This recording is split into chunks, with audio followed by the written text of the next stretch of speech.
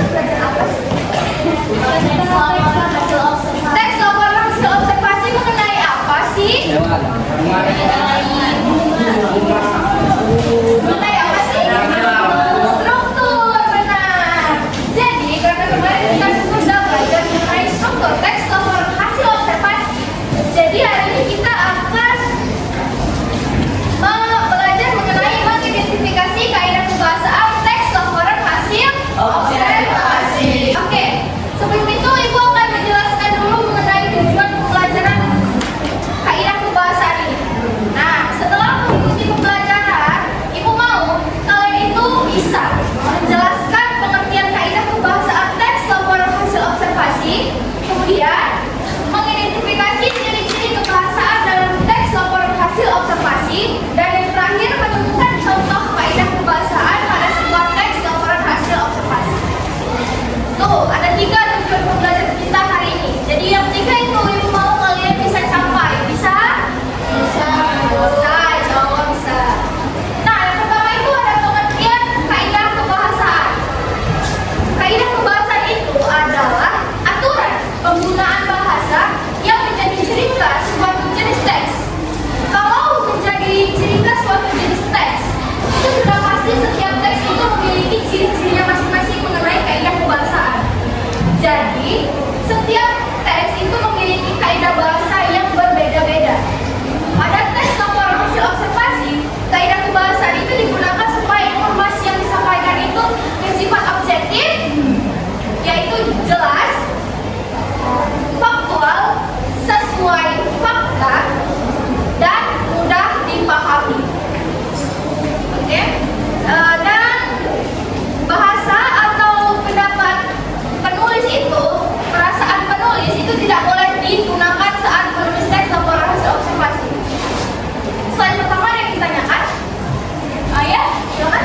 Kenapa teks laporan hasil observasi tidak boleh ditulis berdasarkan pendapat atau perasaan penulis? Oh, benar. Buat pertanyaannya bagus. Teks laporan hasil observasi itu tidak boleh ditulis berdasarkan perasaan atau pendapat si penulis. Kenapa?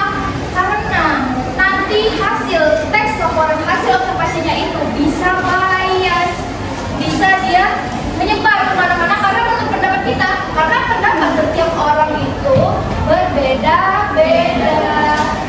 Ada lagi yang ditanyakan? Abang, main HP atau buka PowerPoint? Coba Ibu mau tanya kenapa teks laporan hasil observasi itu tidak boleh ditulis berdasarkan pendapat atau perasaan si penulis. PowerPoint tidak ada, makanya didengarkan. Tidak tahu? Jadi tidak boleh ditulis berdasarkan perasaan atau pendapat si penulis itu karena nanti hasil teksnya bisa bias, bisa bias dia tidak sesuai dengan fakta. Jadi lebih baik dan disarankan penulisan teks laporan hasil observasi itu ditulis berdasarkan pengamatan kita di lapangan. Mengerti? Mengerti, Bu. Selanjutnya ada kaidah kebahasaan teks laporan hasil observasi. Di situ terbagi menjadi berapa? Berapa? 8. Yang pertama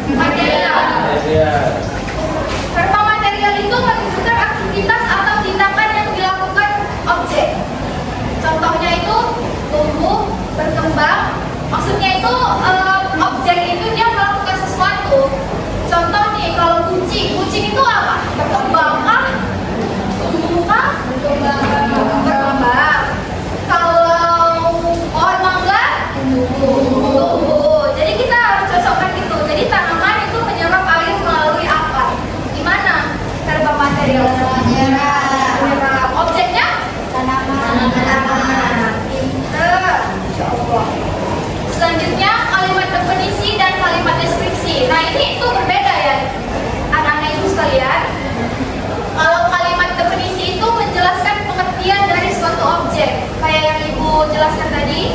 Ini ada contohnya. Kucing adalah hewan mamalia berkaki 4. Cukup sampai di situ, itu adalah kalimat definisi. Kemudian, ini maaf ya, ini agak salah. Ini harusnya kalimat deskripsi. Nah, kalau kalimat deskripsi itu adalah kalimat yang menjelaskan mengenai ciri-ciri objek. Kalau tadi pengertian si objek, kalau si deskripsi ini mengenai ciri-ciri objek. Contohnya, kalau tadi kucing adalah hewan mamalia berkaki 4, kalau ciri-ciri kucing siapa yang tahu? Kucing memiliki bulu halus, 4 kaki, dan ekor yang panjang. Oke, applause semuanya. Kemudian ada konjungsi. Oke, selanjutnya ada konjungsi. Nah, konjungsi ini adalah apa ya? Dia kata penghubung. Kata penghubung. Siapa yang tahu kata penghubung ini? Kata penghubung dalam suatu kalimat. Dan Atau karena sehingga sedangkan cari saja tahu. Oke, bagus. Jadi kalau di dalam sini ini kan ada contoh kalimat daun berwarna hijau karena mengandung klorofil. Di mana kalimat kata konjungsinya?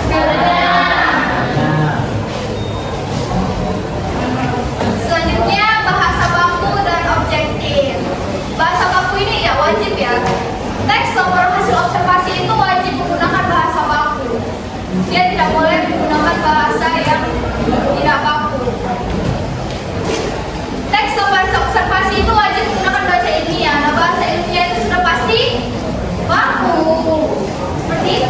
Jadi menggunakan kata sesuai dengan kaidah bahasa Indonesia sesuai EYD, sesuai ejaan yang sudah disempurnakan. Oke, contoh kalimat nih dalam bahasa baku.